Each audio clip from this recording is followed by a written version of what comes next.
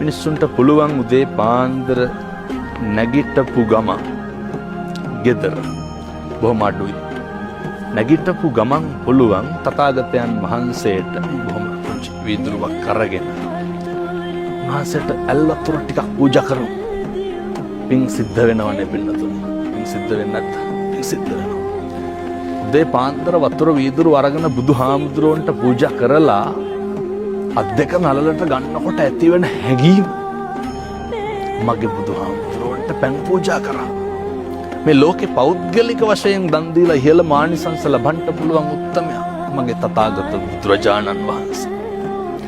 උදේ පාන්දර තථාගතයන් වහන්සේට පැන් ටික පූජා කරන ගෙදරක කලකෝලහල ඇතිවෙන්න වෙලාවක් නැහැ. මේවා අපේ තාත්තලා කරන්න ඕන වැඩ. එතකොට තමයි දරුවෝ ඒවා බලන්නේ. එතකොට තමයි මේ ගෙදර පවුලේ තෘප්තිය රඳා පවතින්නේ. ඕක හෙට ඉඳන් කරන්න. ඕක කරන්න පුළුවන්. ඕක බැරිකමද පින්නතුනි නොකරනකම.